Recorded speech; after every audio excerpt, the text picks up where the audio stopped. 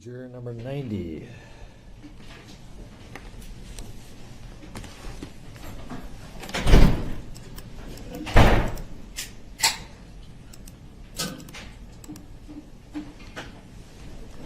He's indicated a request for private conversation, Your Honor.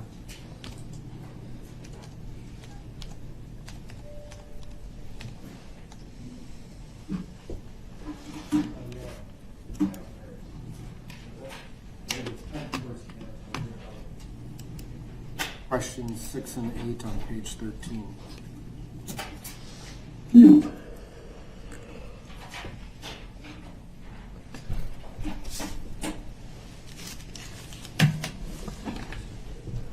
Afternoon, come on up. Have a seat. Good afternoon. Good afternoon. Couple things before I turn the questioning over the attorneys. First, to note that you did indicate a need for privacy for some, so we're going to respect that. We'll probably take care of that first, but a couple of preliminary questions. Well, first of all, let me swear you in so that all your answers are under oath. Raise your right hand. Do you swear or affirm under penalty of perjury that you will truthfully answer all questions about your qualifications to serve as a juror? I do. All right, thank you. Well, first of all, you filled out a questionnaire, and thank you. That was a great help to get us started. Was everything true on that questionnaire? I'm sorry, can you repeat the question? Was everything true on that questionnaire, as far as your answers? Yes. Okay. As you sit here right now, any changes or additions to that questionnaire? I don't believe so at this time. Okay, and that's a very general question. What we find is that because of the passage of a few months, that many jurors find that, on reflection, that some of the things they say could be wrong, or they need to add certain facts, or maybe even their opinions have evolved. And so, if anything like that comes up, I just want you to feel comfortable saying something different or additional that was not in the questionnaire. Okay? I understand. All right. You were not supposed to read any newspaper articles or really any news through any media about this case. But we understand it's been a few months since the questionnaire. You may have been exposed inadvertently because there have been a lot of news about this case. Can you think of anything you've been exposed to since you filled out the questionnaire and today, as far as news information? The only news that I can recall reading about this case since I filled out the questionnaire was awareness of the fact that jury selection was proceeding. All right. In fact, I forgot to say, your voice is nice and strong, so it's not a problem, but we have plexiglass in front of you and between us, and also plexiglass in front of the attorneys.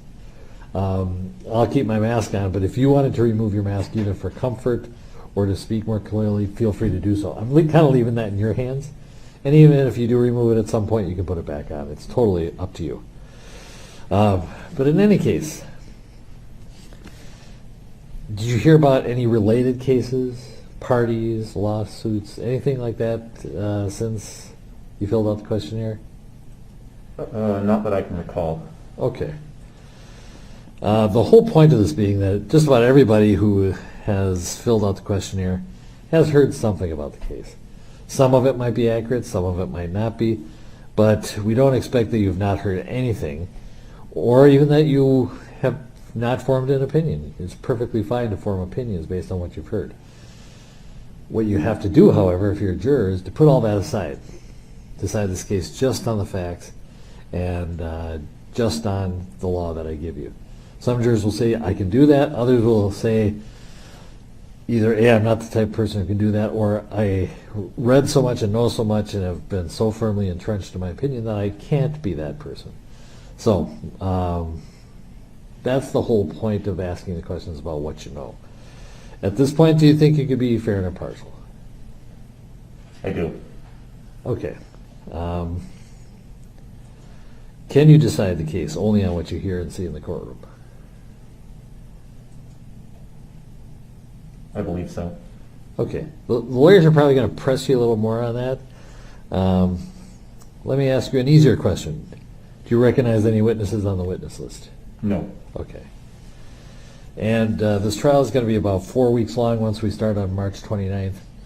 Does that work for you, or can you make it work with your personal and professional life? Would I be expected to sequester during that time? It's a possibility. We're not planning on it during the trial. Definitely sequestered during deliberations.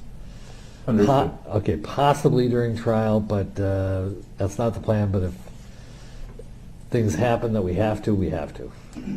I believe I could. Okay. Then I'm going to find under the rules that there are items on your questionnaire that require more private conversation. So what I'm going to do at this time is, under the rules, find that these are deeply personal items that need discussion off audio. So we will go off the audio.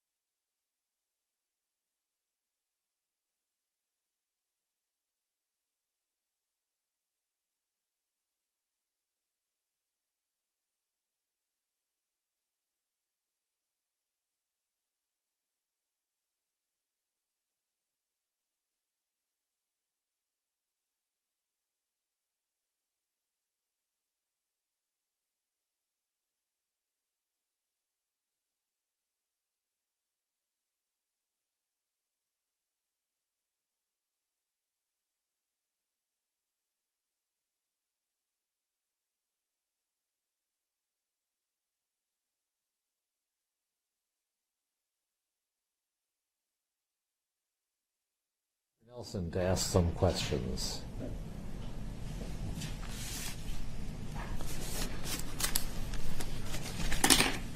Afternoon, sir. Good afternoon.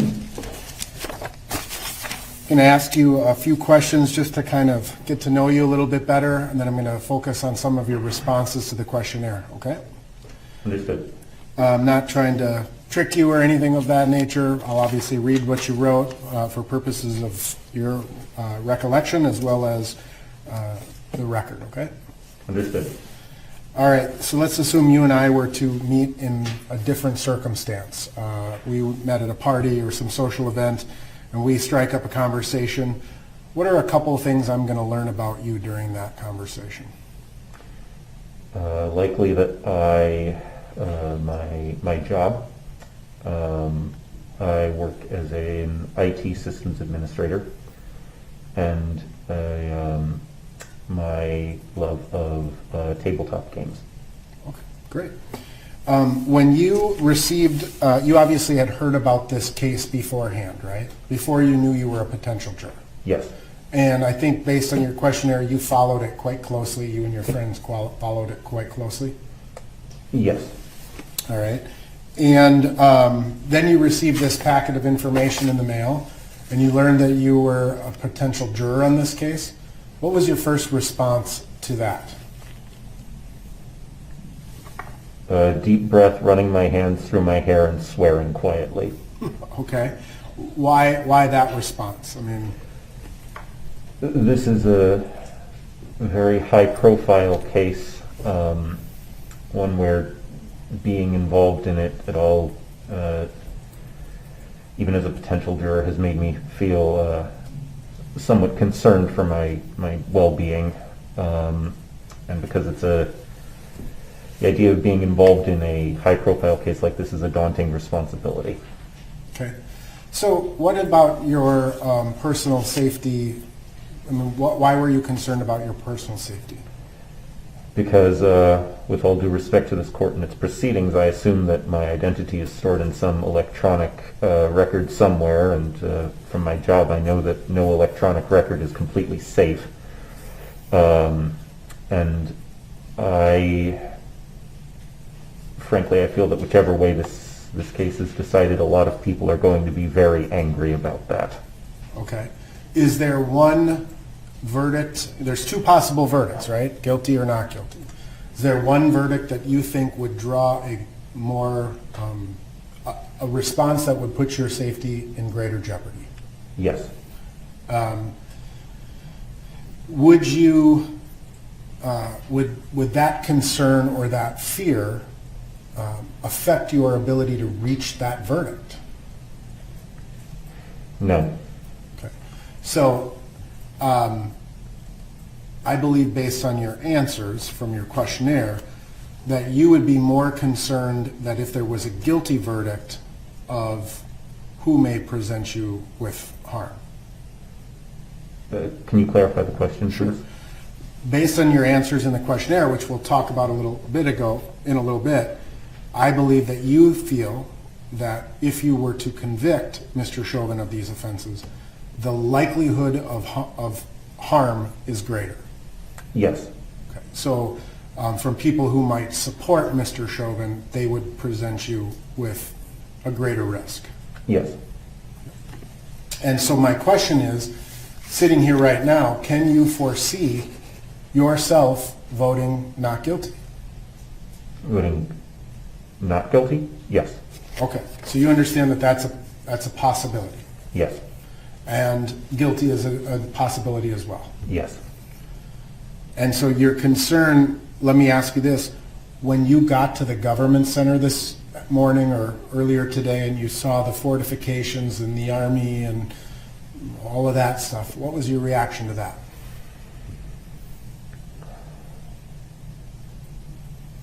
I felt very nervous, even as someone who I knew was required by law to be here. I felt very nervous passing through that. Okay. Did you feel in any way safer, or did it make you more concerned about your physical safety? In one respect, I felt safer because I knew I wouldn't need to worry about the possibility of some unforeseen actor coming in from the outside and disrupting things. On the other hand, it makes me feel a little more concerned simply on the grounds that it makes me feel that clearly the government feels all these precautions are necessary. Okay. And you may disagree with the necessity of these precautions? I think the precautions are probably... I understand why the government chose to put these precautions in place. I do not necessarily disagree with that necessity. It's just that it implies to me that there was some reason they believed why it was necessary. Okay. When you heard that we're doing everything we can to preserve your anonymity, did that alleviate any of your concerns? Yes. Now, at some point, when the judge deems it safe to do so, do you understand that your identity could be released? Yes. And we don't know when that is. The court will determine that when it's safe. Does that cause you concern? It does cause me concern, yes. And for the same reasons you stated before? Yes. Essentially, that if you were to find Mr. Chauvin guilty, you may become a target yourself. Yes. So the back to the original question is, if you were deliberating in this case, would you be able to set aside your concerns, analyze the evidence based on what comes in during court, and issue a verdict based on the law and the evidence? Yes, I would. In your personal or professional life, can you think of a circumstance where you've been called upon to resolve conflict?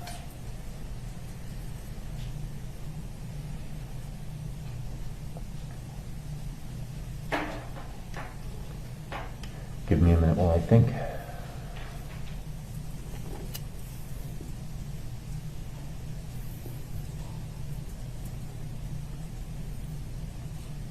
Yes, I can think of a couple such cases. All right. So when you're tasked with that, how do you approach that process? How do you resolve conflict between two people? Generally, the way I would resolve conflict between people would be to try to find common ground, try to cool tempers, or to make sure that my first goal would be to try to clear up any misunderstandings, and then to establish common ground between the parties who are in conflict, to break up tension by lightening the mood. Okay. So you understand that this case is fraught with conflict. Do you understand that? Yes. And it's obviously, in a broad sense, it's the state of Minnesota versus Derek Chauvin. You understand that?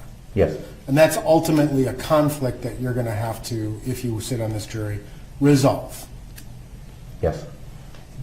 But in the more immediate sense, if you were a juror on this case, you would be in the deliberation room, and conflict between two people or conflict involving yourself may arise. Do you think that there's a difference in how you approach conflict if you're a member or a participant in the conflict versus an outside observer being asked to resolve that conflict? Yes, there is. And what is that difference? External conflict, I find it's much easier to approach with perhaps a critical or dispassionate eye, as I explained. Internal conflict, with an external conflict, I tend to try to remain impartial. With internal conflict, that's generally not an option to the same degree. Okay. So I have to weigh which side of the conflict I find more compelling. Are you willing to re-examine your position based on the input of others? Yes.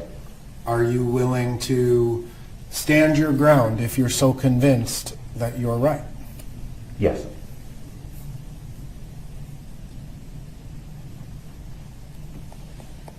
Can you think of a situation in your life where you've been confident that you were 100% correct, only to later learn that you were wrong? Absolutely. And how do you approach that? I try to approach it with good grace. In my hobbies, doing design work, I often find that my initial intuitions, the way I've described it to friends and colleagues, is I will be absolutely convinced I am right. You will tell me I am wrong, and 48 hours later I will tell you that you were correct the whole time, and I don't see how I could have ever believed otherwise. Okay, fair enough. Now, ultimately, again, if you were a juror in this case, the judge is going to tell you what the law is at the end. You have to decide the facts of the case and how the law applies to the facts as you decide it. You may read the law and you may disagree with the judge. You may think, that can't be right. Or you may think, we really need to change this law. Can you apply the law to the facts of this case based upon the evidence presented in this court alone, even if you think the law is wrong or should be changed? Yes, that's the responsibility of a juror. So I'm going to ask you a few follow-up questions on your questionnaire, sir. Again, everybody who's been here has been exposed to this case to varying degrees. And so we're not questioning that at this point, all right? But ultimately, we have to decide if you are the right juror for this particular case, all right? So you were asked a series of questions about, or there were some questions about a video that went viral and became news. And you said you've never seen this video. That's correct. All right. Have you seen any parts of this video on news or still photos of this video? Anything about this video that you've ever been exposed to? I believe I've seen still photos of it. Okay. Like on internet news websites and things of that nature? Yes. But you have never watched any portion of this video? Correct. All right. So would you agree with the general premise that words have meaning? Yes. Would you agree that sometimes the words we choose to use are reflective of our thoughts, opinions, or beliefs? Yes. All right. You were asked to describe what you had heard about this statement, and you wrote, George Floyd was a black man accused of passing a counterfeit bill to purchase cigarettes. He was accosted by the police, and after an argument was pinned to the ground. Chauvin placed his knee on Floyd's neck and kept it there for over 8 minutes while Floyd protested that he could not breathe. That's the first part of what you wrote. Why did you choose the word accosted?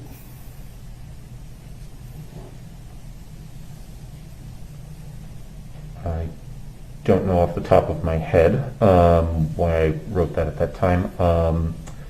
Thinking about that choice of words now, I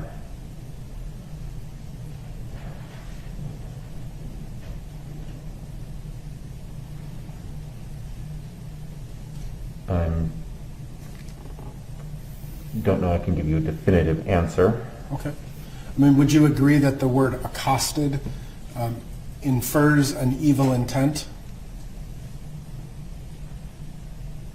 Most likely, yes. You wrote that despite Floyd's pleas, which stopped after he lost consciousness, approximately 5 minutes in, Chauvin continued to pin Floyd to the ground until someone pointed out to him that Floyd was dead. And you've just gleaned this from news articles and conversations with friends, correct? Yes. Not watched the video. Correct. You were asked about your impression of Mr. Chauvin, and you checked the box very negative, and when asked why, you wrote, I do not see how an officer could justify causing the death of a nonviolent alleged criminal well after he ceased to pose any credible threat. Remember writing that? Yes. Okay. So let's talk about that. First and foremost, you have formed an impression that a very negative impression of Mr. Chauvin. Yes. And you have formed the impression that Mr. Chauvin caused Mr. Floyd's death. Yes. And you formed an impression, at least as it relates to Mr. Chauvin, that Mr. Floyd was a nonviolent alleged criminal. Yes.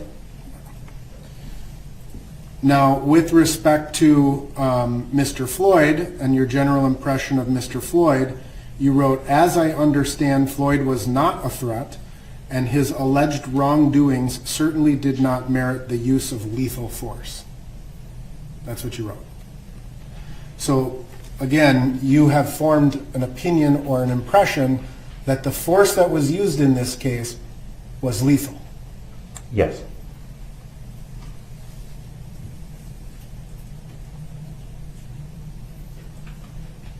When asked about your conversations with family, friends, or coworkers, or whether you've posted anything online, you checked yes. Let me ask you first, have you posted any opinions online? Regarding this case? Yes. No, I have not. But what you have expressed to your friends, you have expressed a sympathy with the protesters and their cause, and have discussed the militarization and systematic racism of policing in America. Yes. So again, you have, your opinions are your opinions, and I do not invalidate your opinions by my I'm trying not to invalidate your opinions by my questions. But obviously, you have formed strong opinions about this case. Agreed? Yes. You have formed an opinion that Mr. Chauvin caused Mr. Floyd's death. Yes. You have formed an opinion that the amount of force that Mr. Chauvin used against Mr. Floyd was in and of itself lethal force. Yes. You have an opinion that policing in America is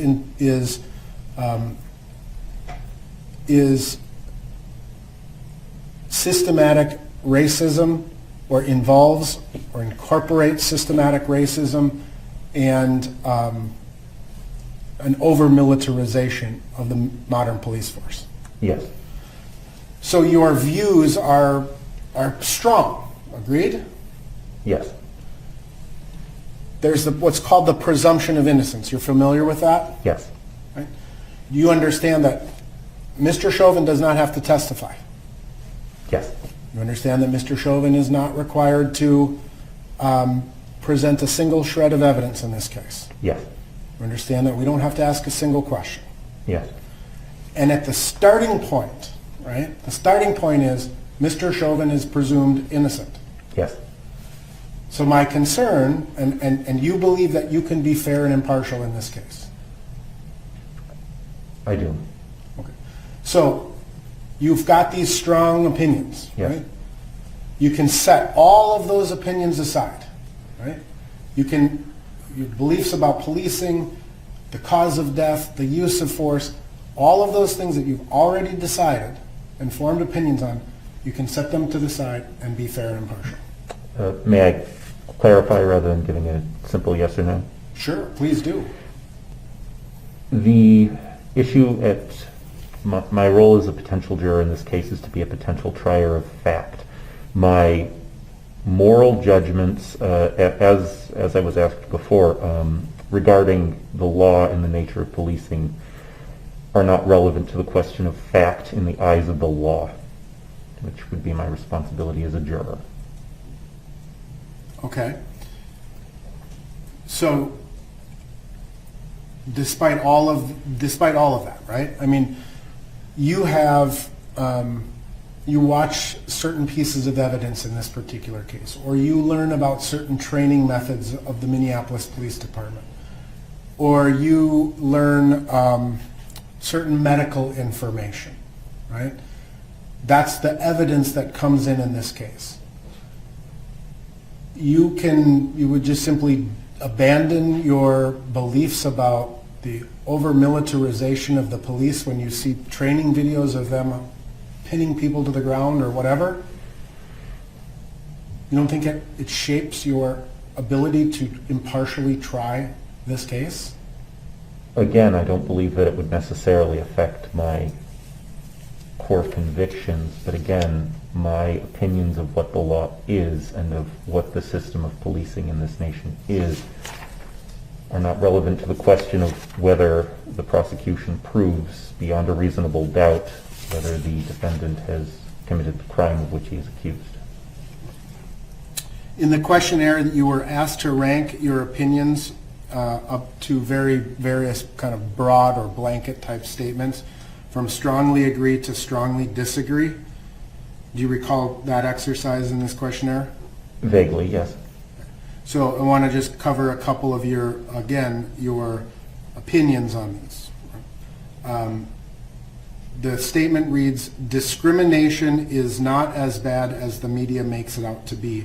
and you strongly disagreed with that notion. Can you explain that?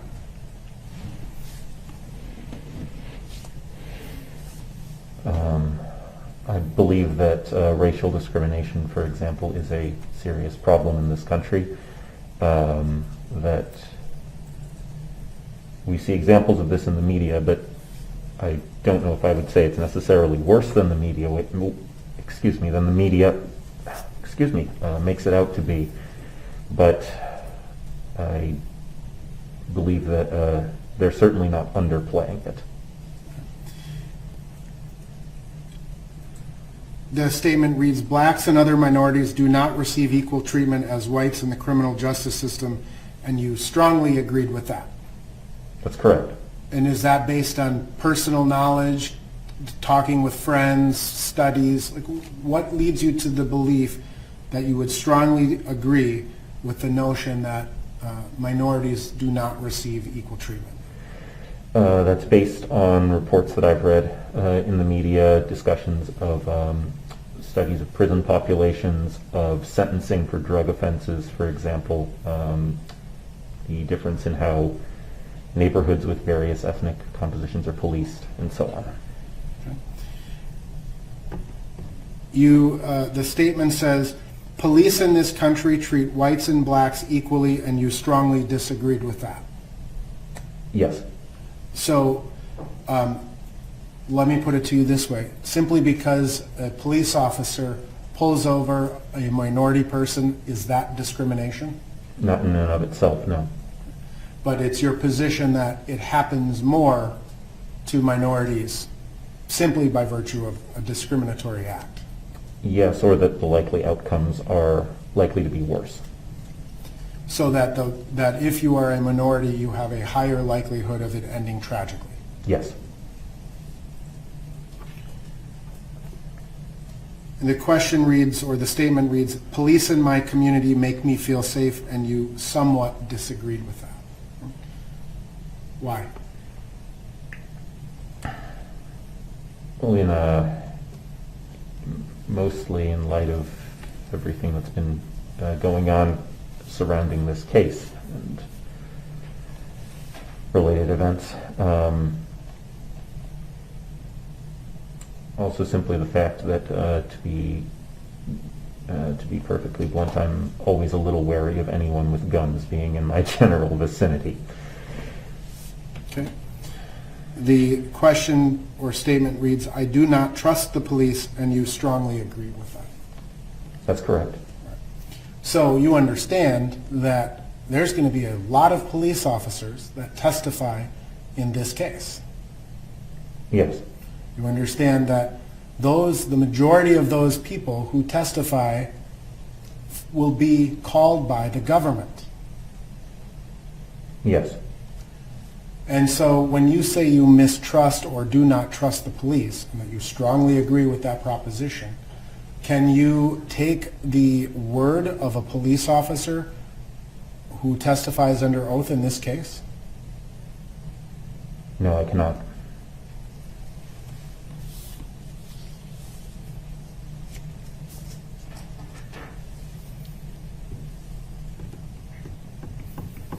Would the court like to inquire further? Mr. Slusher, would you like to inquire? Yes, sir.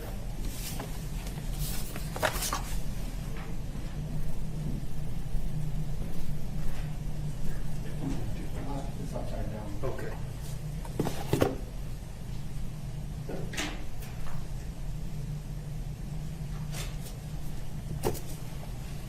Thank you, Your Honor. Sir, I'd like to follow up on that line of questioning. You've indicated that you have a fairly strong mistrust of the police. True? Yes. But if you could imagine a situation where you have a police officer testifying to an event, not necessarily an opinion, but an event, like the light was green, versus a bystander testifying as to the same event, and let's say the bystander says the light was red. Now, solely based on the person being a police officer versus a bystander, do you think that you would tend to believe the police officer more or less simply because they're a police officer? It would depend on what the circumstances were. And what would some of those circumstances be? If, for example, to invert your example, if a police officer were to say that the light had been red when another police officer had pulled someone over and a bystander said the light was green, therefore, if the second police officer who were testifying this were covering for the first police officer by saying that the light was red, I would be more inclined to trust the bystander. If it were an issue where the fact that they were a police officer was incidental, I don't believe it would color my judgment one way or the other. And let's say it's just simply the example of the police officer versus the bystander, but the police officer was standing 5 feet away from the light. The bystander was standing back, 100 feet from the light. Would you tend to believe the police officer or the bystander? Again, it would depend somewhat on the circumstances, but I think I'd be more inclined to believe the police officer in that circumstance. And why is that? Because they were closer to the event. They were at the heart of it. It's much less possible that they could have been innocently mistaken. And so it sounds like from your answer, it would depend on the circumstances, not necessarily that the person was a police officer or not a police officer, but it would be based upon, say, their opportunity to see the event? That would be a big part of it, yes. There may be other factors unrelated to there being a police officer that would cause you to favor one witness over another? Yes.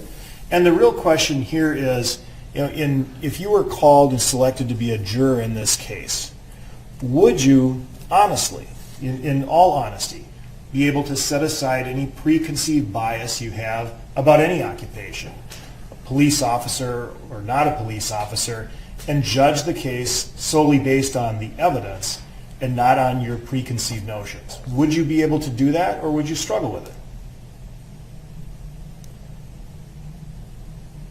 I would attempt to judge the case as best I was able based on the evidence. However, I believe part of the instructions I was given were that it would be my role to judge which evidence was most credible, and it would factor into my weighting of evidence in that regard. And so if following the instructions and you knew that you had to make a credibility determination, do you believe that you would not be able to set aside some opinions that you hold about police officers and judge their testimony on the same level as any other witness? You would not be able to do that? I do not believe I would be able to do so. That's correct. Okay. I have no further questions, Your Honor. Juror 90, I'm going to excuse you from this panel. The deputy will take some paperwork from you, but thank you for all your very candid answers here and also for filling out the questionnaire. We appreciate your service. You won't be called in on any other cases, so you are removed from jury service completely. Understood. Any Thank you, questions? Your Honor. All right, No. you bet. Have a good day.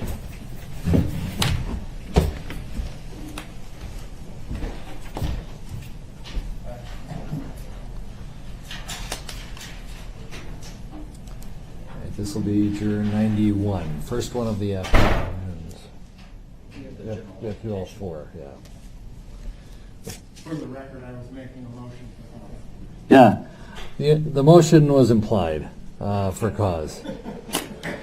I think he clearly fell within the case law and police credibility. The reverse of Logan, essentially.